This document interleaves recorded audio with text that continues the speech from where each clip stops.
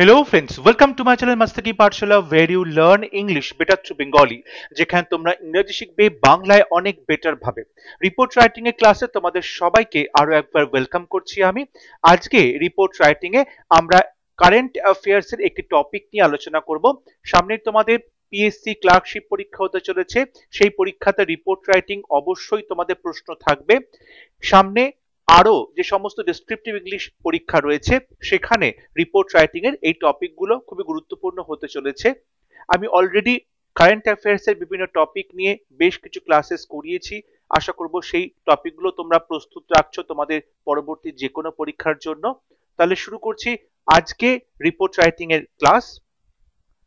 Right a report on special intensive revision of electoral rolls. Special intensive revision, যাকে সংক্ষেপে SIR বলা হচ্ছে, এই রিভিশনটা কার? Electoral Rolle's.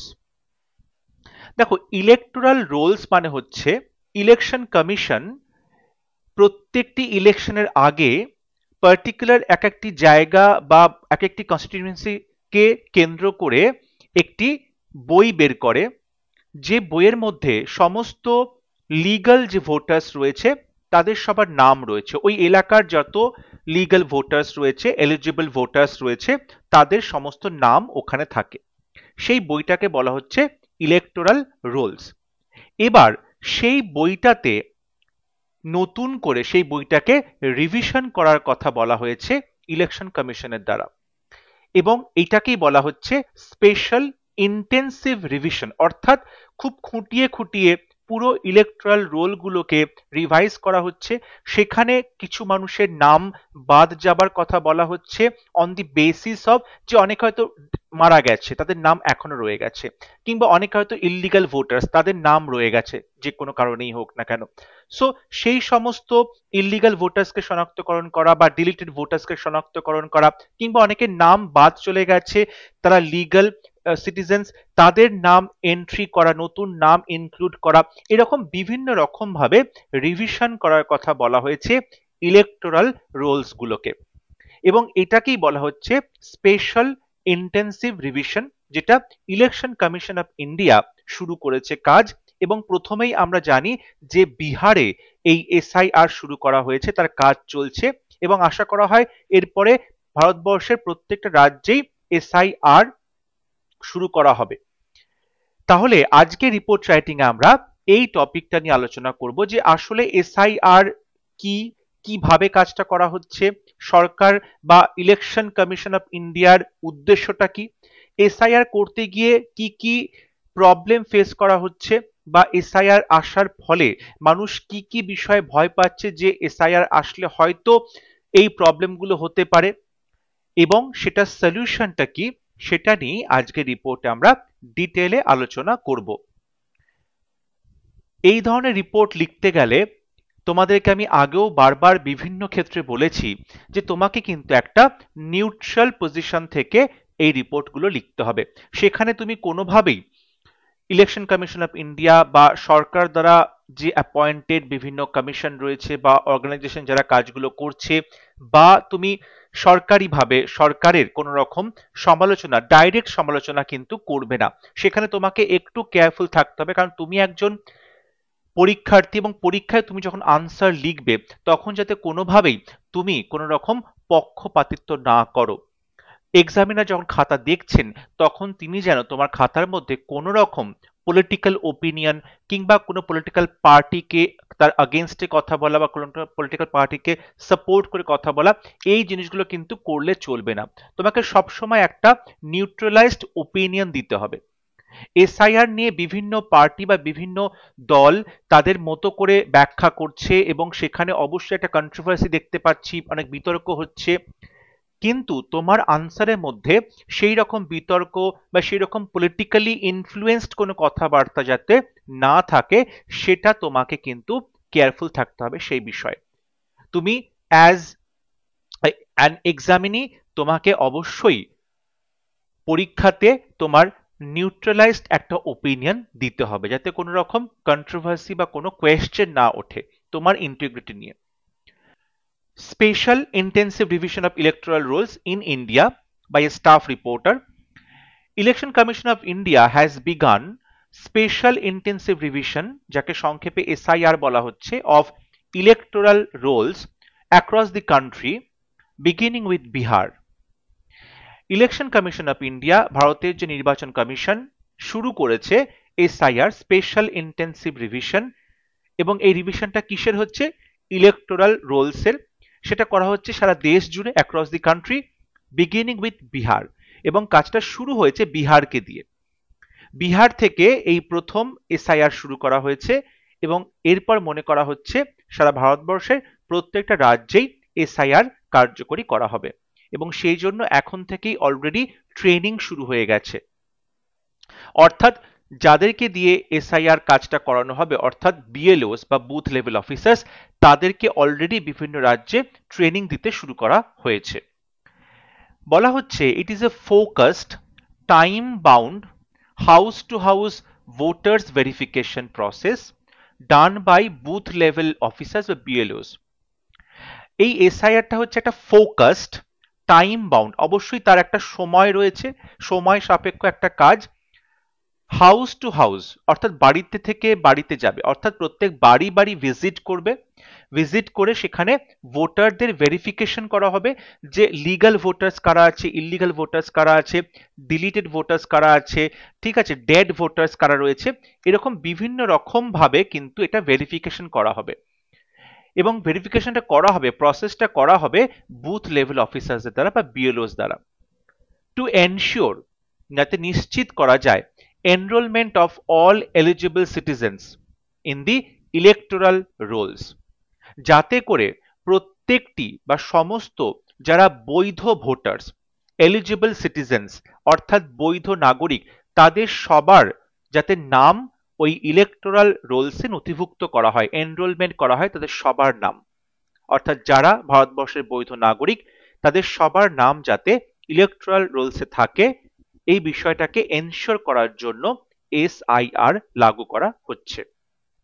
It ensures that the voter list is accurate, inclusive and free from discrepancies by allowing new registration, deletions and modifications. বলা হচ্ছে ইট ensures, এটা নিশ্চিত করে, সুনিশ্চিত করে যে the voter list is accurate, অর্থাৎ ইলেকটোরাল রোলসে যে ভোটারদের নাম থাকছে একটা পার্টিকুলার কনস্টিটিউয়েন্সিতে, সেই ভোটারদের যে নামের লিস্ট সেটা যাতে অ্যাকিউরেট হয়, একদম সঠিকভাবে হয়। ইনক্লুসিভ, যাতে বৈধ ভোটার কারোর নাম বাদ না যায়, সমস্ত ভোটারদের নাম সেখানে ইনক্লুড থাকে।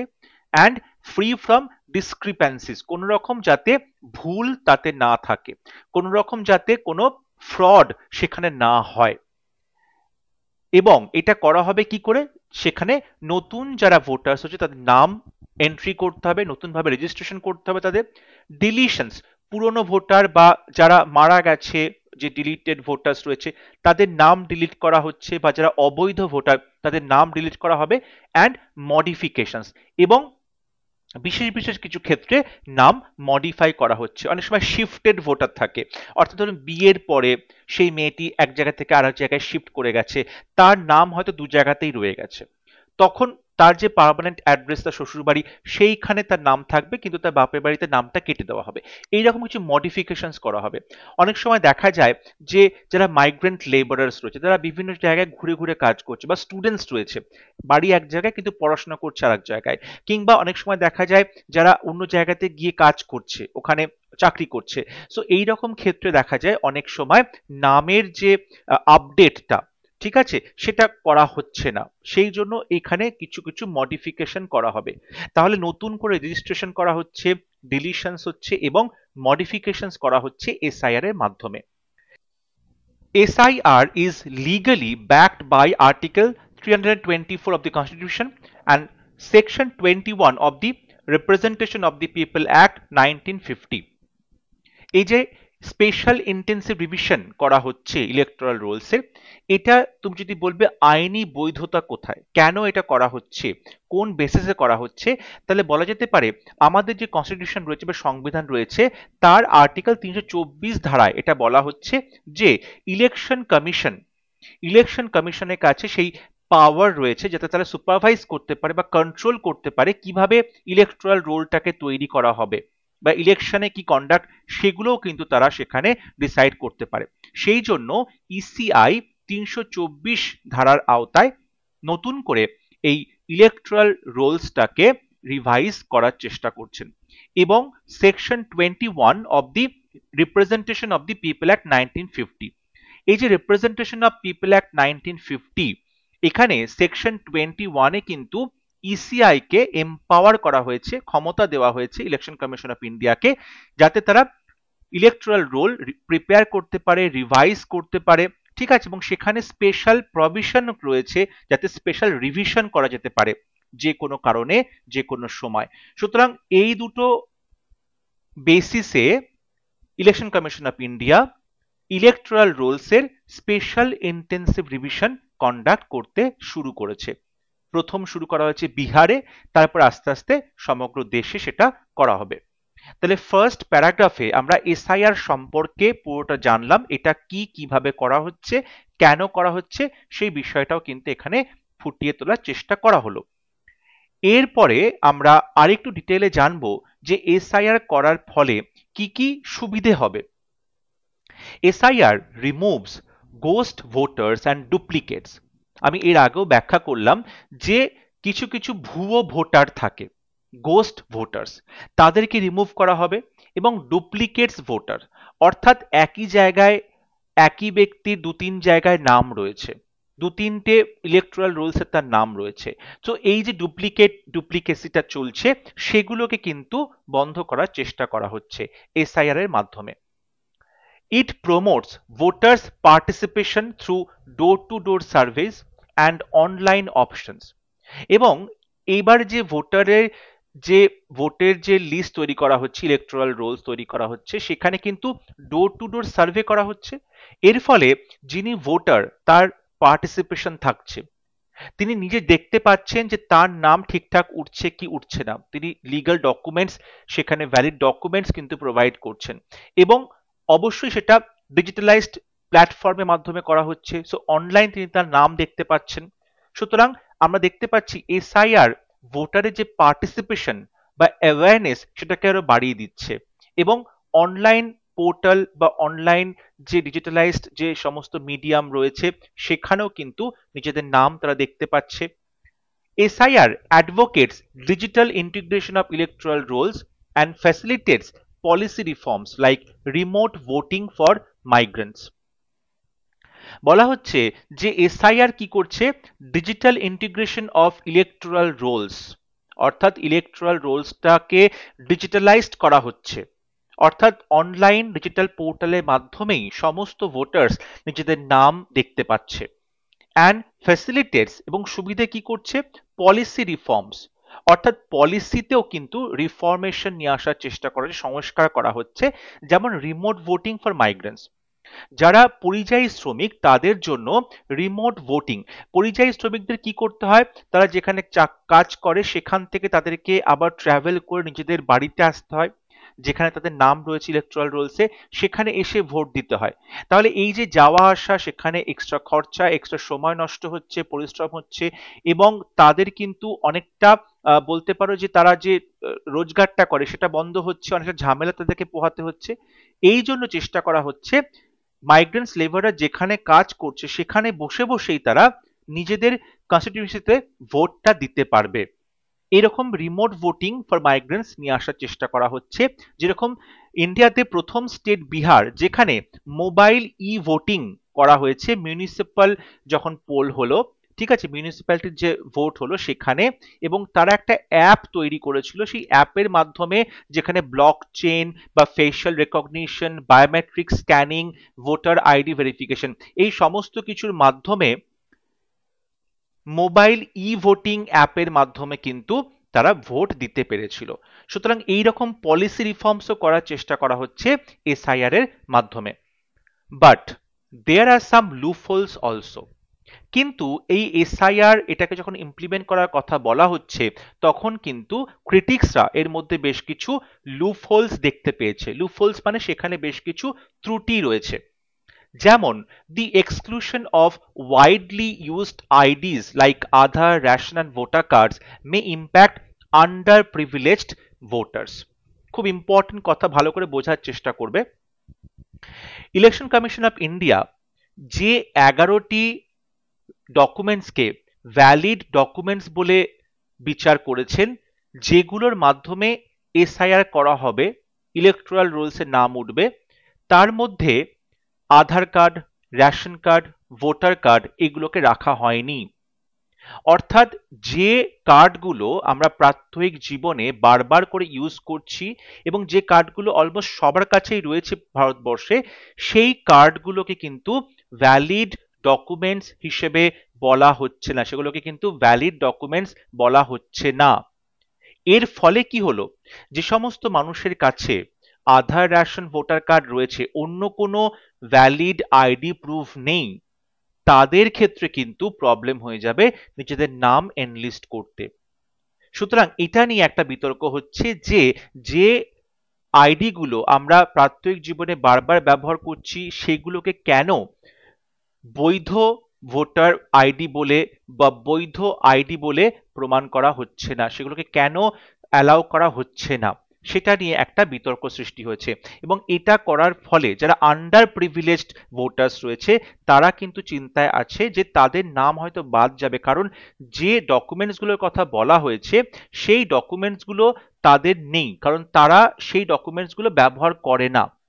সুতরাং এটা একটা খুবই বিতর্কের বিষয় এবং খুবই চিন্তার বিষয় যে ভোটার কার্ড বা আধার কার্ড বা রেশন কার্ড যেগুলো খুবই কমন সবার কাছে রয়েছে, সেই কার্ডগুলোকেই ভ্যালিড বলে বলা হচ্ছে না। এবং এটা সপক্ষে ইলেকশন কমিশনের যুক্তি হচ্ছে এই কার্ডগুলো সব থেকে বেশি মাত্রায় ফ্রড হয়ে থাকে, fake voter card, ID card, ration card, Aadhaar card এগুলো রয়েছে, তাই এগুলো দিলেই যে ভারতীয় নাগরিক বা ভোটার লিস্টে তার নাম উঠবে সেটা কিন্তু প্রমাণিত হচ্ছে না। সুতরাং এখানে একটা অবশ্যই বিতর্ক সৃষ্টি হয়েছে। বলা হচ্ছে migrant workers, students and seasonal laborers may be excluded from voter list due to difficulty in updating details. যারা পরিযায়ী শ্রমিক বা স্টুডেন্টস রয়েছে বা যারা সিজনাল লেবারার্স বা বিভিন্ন সময় তারা বিভিন্ন জায়গাতে গিয়ে কাজ করে আসছে বিভিন্ন সিজনে, সেই রকম শ্রমিকদের ক্ষেত্রে তারা মনে করছে তাদের নাম মে বি এক্সক্লুডেড, তাদের নাম হয়তো বাদ চলে যেতে পারে ফ্রম ভোটার লিস্ট থেকে, কারণ due to difficulty in updating details, কারণ তাদের ডিটেলটা আপডেট করাতে প্রবলেম হচ্ছে, কারণ তাদের বাড়ি এক জায়গায়, তারা কাজ করছে আর এক জায়গায়, তারা বিভিন্ন জায়গায় ঘুরে ঘুরে কাজ করছে, সো প্রত্যেক জায়গাতে তাদের নাম এন্ট্রি করা বা সেটা আপডেট করা এটা ডিফিকাল্ট হয়ে পড়ছে। ক্রিটিক্স আর্গিউ, এছাড়াও একটা খুব বড় একটা আর্গুমেন্ট রয়েছে যেখানে সমালোচকরা মনে করছে, critics argue that SIR may be an attempt to bring NRC via backdoor.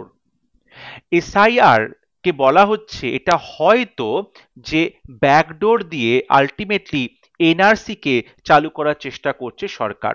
এটা অবশ্যই ক্রিটিক্সদের মতে, তারা মনে করছে যে এরকমটা একটা করার চেষ্টা করছে সরকার থেকে।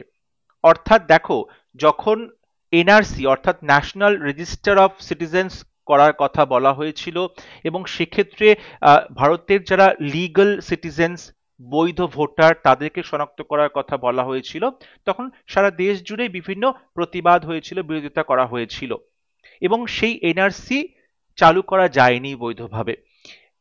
ক্রিটিক্সরা মনে করছে এসআইআর হয়তো ব্যাকডোর দিয়ে এনআরসি কেই নিয়ে আসার চেষ্টা করছে সরকার, তাই জন্য এই এসআইআর চালু করছে এবং এর ফলে কি করছে, রেজিং কনসার্নস, দুশ্চিন্তা শুরু হচ্ছে of systematic exclusion of marginalised and minority groups, অর্থাৎ সংখ্যালঘু, পিছিয়ে পড়া, অনগ্রসর সম্প্রদায়ের লোকজন মনে করছে তাদের নাম হয়তো সিস্টেম্যাটিক ওয়েতে বাদ চলে যাবে যদি এসআইআর ইমপ্লিমেন্ট করা হয়। তাহলে দেখো, আমরা কিন্তু এই প্যারাগ্রাফে কি কি সুবিধে হতে পারে এসআইআর আসলে সেগুলো যেমন বলেছি, তেমনি এসআইআর এর কি কি প্রবলেমস রয়েছে, কি কি লুপহোলস রয়েছে, ক্রিটিক্সরা কেন এটার বিরোধিতা করছে সেটা নিয়েও আলোচনা করা হলো। এবং লাস্ট প্যারাগ্রাফে আমরা অবশ্যই একটা সলিউশনে পৌঁছানোর চেষ্টা করব বলা হচ্ছে SIR must balance accuracy with inclusivity. দেখো, তোমাকে অবশ্যই অ্যাকিউরেট ইলেকট্রাল রোল তৈরি করতে হবে যাতে করে বৈধ ভোটার সেখানে থাকে, অবৈধ ভোটাররা বাদ যায়। এটা যেমন একটা অবশ্যই যুক্তিপূর্ণ কাজ, তেমনি ইনক্লুসিভিটি অর্থাৎ যাতে সবাইকে ইনক্লুড করা যায়, কারণ নাম যাতে বাদ না যায়, কোনো বৈধ ভোটারের নাম যাতে বাদ যায় যাতে না যায় সেটা দেখাটাও জরুরি। সুতরাং এসআইআর কে অবশ্যই অ্যাকিউরেসি এবং ইনক্লুসিভিটির মধ্যে ব্যালেন্স করতে হবে, সবাইকে ইনক্লুড করা হবে এবং সেটা অ্যাকিউরেটলি করা হবে। ইসিআই শুড পারমিট, অর্থাৎ election commission of India should permit Aadhaar card as a valid proof of citizenship, এবং ইলেকশন কমিশন অফ ইন্ডিয়াকেও কিন্তু আধার কার্ডকে পারমিট করতে হবে যাতে এটা একটা সিটিজেনশিপ বা নাগরিকত্বের ভ্যালিড প্রমাণ হিসেবে দেখানো যেতে পারে, সো দ্যাট যাতে করে ফিয়ার অফ ডিসএনফ্র্যাঞ্চাইজমেন্ট, দেখো ফ্র্যাঞ্চাইজমেন্ট এনফ্র্যাঞ্চাইজমেন্ট মানে হচ্ছে ভোটার হিসেবে নিজেকে চিহ্নিত করা, অর্থাৎ ভোট দেওয়া বা ভোটিং যে প্রসেস তার মধ্যে আসা, ভোট দেওয়ার যে ক্ষমতা। এখন দেখা যাচ্ছে যে ভয়টা কাজ করছে, যদি এগুলোকে ভ্যালিড প্রুফ হিসেবে দেখানো না যায় তাহলে অনেকের নাম বাদ যাবে, এবং সেক্ষেত্রে ইসিআই হয়তো বায়াসড হয়ে পড়েছে, পক্ষপাতিত্ব করছে।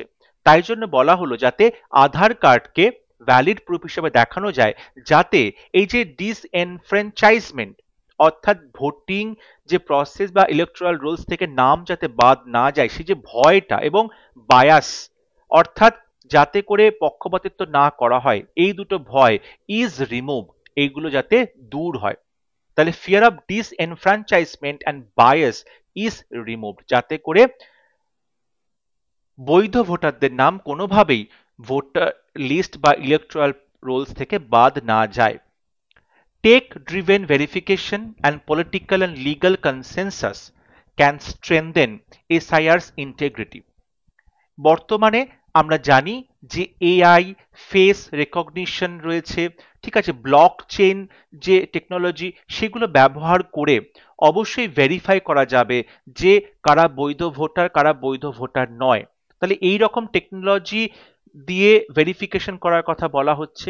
এবং পলিটিক্যাল এবং লিগাল কনসেনসাস, দেখো সুপ্রিম কোর্ট কিন্তু একটা ডাইরেক্টিভ দিয়েছে বিহারের যখন এসআইআর করা হচ্ছে, যে তারপরে দিয়েছে যে যাতে করে আধার কার্ডকে বৈধ হিসেবে দেখানো হয়, কিন্তু ইসিআই এখনো সেটা কিন্তু মেনে নেয়নি। সুতরাং আমরা দেখতে পাচ্ছি লিগাল কনসেনসাস এবং পলিটিক্যাল যে বিষয়টা, তার মধ্যে কিন্তু একটা কোথাও গিয়ে একটা কনফ্লিক্ট দেখা যাচ্ছে, বিভিন্ন পলিটিক্যাল পার্টি বিরোধিতা করছে, ঠিক আছে। সুতরাং আমরা দেখতে পাচ্ছি পলিটিক্যাল পার্টিজ এবং যে লিগ্যাল যে বিষয়টা রয়েছে, লিগ্যাল যে অর্গানাইজেশনগুলো রয়েছে, অর্থাৎ আমাদের যে জুডিশিয়ারি রয়েছে, তাদেরকে কিন্তু একসাথে কাজ করতে হবে। সুপ্রিম কোর্টের সাথে ইসিআই কে একসাথে কাজ করতে হবে যাতে সুপ্রিম কোর্টের ডাইরেক্টিভস ইসিআই মেনে নিয়ে কাজগুলো করে, যাতে কোনো রকম কনফ্লিক্ট না হয়। এইগুলো করলে কি হবে, ক্যান স্ট্রেংথেন, তাহলে আরো বেশি জোরদার করতে পারবে এসআইআরস ইন্টেগ্রিটি। তাহলে এই যে রিভিশন করা হচ্ছে তার কিন্তু ইন্টেগ্রিটিটা আমরা দেখতে পাবো বজায় থাকছে। It will ensure fair and transparent voter list for safeguarding democracy. তাহলে দেখতে পাবো যে যথেষ্ট ন্যায়সঙ্গতভাবে এবং ট্রান্সপারেন্ট ওয়েতে এবং যথেষ্ট স্বচ্ছভাবে ভোটার লিস্ট তৈরি হচ্ছে, যাতে করে আমাদের ডেমোক্রেসি বা গণতন্ত্রকে সেফ গার্ড করা যায়, গণতন্ত্রকে বাঁচানো যায়। তাহলে সবার লাস্ট প্যারাগ্রাফে আমরা সলিউশন লিখলাম যে এসআইআর কে কিভাবে কি চেঞ্জেস করলে এটাকে আমরা ভালোমতো ইমপ্লিমেন্ট করতে পারি, এটার বিরোধিতা হবে না, এবং সেই পয়েন্টগুলো কিন্তু এখানে লেখা হয়েছে। আশা করছি তোমরা এই পুরো বিষয়টা বুঝতে পেরেছো। এটা একটু জটিল বিষয় আছে, আশা করি আমি যথেষ্টভাবে চেষ্টা করেছি সোজাভাবে বোঝানো এবং তোমরা বুঝতে পেরেছো। যদি কোথাও তোমাদের কনফিউশন থাকে বা আমি বলতে গিয়ে কোথাও কিছু ভুল করে ফেলি, তাহলে অবশ্যই তোমরা আমাকে সেটা কমেন্টে জানাবে। তোমরা একজন পরীক্ষার্থী হিসেবে অবশ্যই বিষয়টাকে দেখবে এবং তোমরা তোমাদের আনসারের মধ্যেও কিন্তু একজন পরীক্ষার্থীর মনোভাব নিয়েই উত্তরটা লিখবে। আই হোপ আজকে ক্লাস তোমাদের ভালো লেগেছে। যদি ভিডিওটি ভালো লাগে অবশ্যই ভিডিওটি লাইক করবে, শেয়ার করবে এবং আমার চ্যানেলটি সাবস্ক্রাইব করতে ভুলবে না। পরবর্তী লেসনে খুব শীঘ্র দেখা হবে। ততক্ষণ সবাই ভালো থাকবে, সুস্থ থাকবে। Thank you.